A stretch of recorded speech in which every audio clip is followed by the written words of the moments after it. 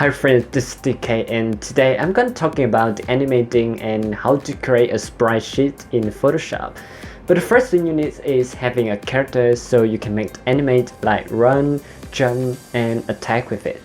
This is my characters and I even have a video about how do I design my own characters. If you don't have any idea, you can check it out right here. This must be interesting. The second thing is creating our keyframe. This is the entire our list of moves that the character has in the game. That's like run, that's like jump, and that's an attack. I use Adobe Illustrator to draw all of this keyframe, and to be honest, this is the boring thing I have to do, but I want to like to see the result. So for me, I will find an easy way to animate these characters.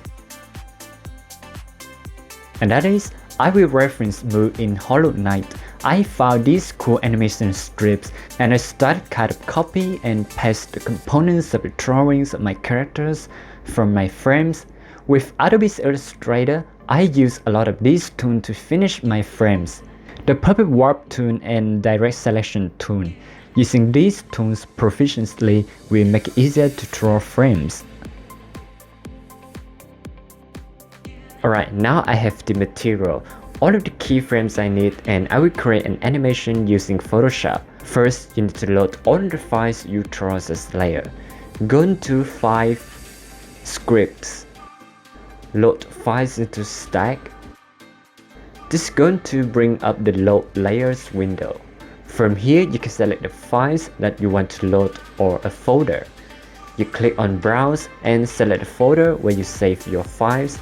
This is the order in which they will appear in the layer stack. You can decide to sort the files by name if you like, and then just press OK. That will automatically load all the files as layer. Next, you click on Windows and you scroll down to the timeline. It will pop up the timeline. This is where you can do anything with the frame animation.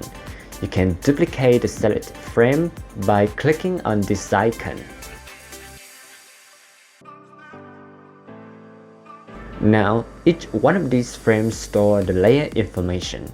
It should be the layer 1 switches on the frame 1, frame 2, layer 2 switches on,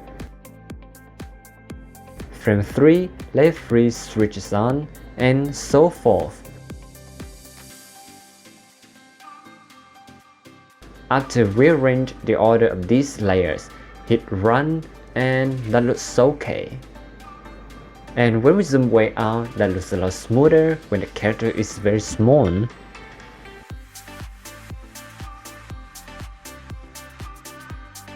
Next, I will make a sprite sheet with Photoshop, so you can import it into Unity and make a game. Sadly, there isn't any export animation option inside Photoshop, so to do this, you need to make a sprite sheet. Before you make a sprite sheet, you need to know exactly the image size. To know this, I'll go into image size and remember the width and height of my current images, which in my case 250 pixels for the width and 200 for the height for each frame. Next, I will count the number of images making up my whole sprite sheet. Right here, the jump animation frame has the most number of frames, 9 frames, and we have 4 rows of frames. When I make some calculations, I will know exactly the dimension for my sprite sheets. Now I just create a new Photoshop file and type in the right dimensions. And this way, I have enough room to place all the images and make them on my animation one mix. To be easy, we will turn on the grid. You click on View, Show Menu, Grid. It will show you a bunch of lines. Now you click on Edit, Preferences, Guide, Grid, and Slide. You can change how many bold grid lines you would like for every X amount of pixel.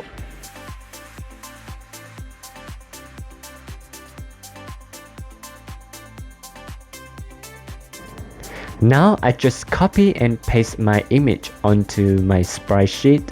I move this image around the sprite sheet and be able to properly place it.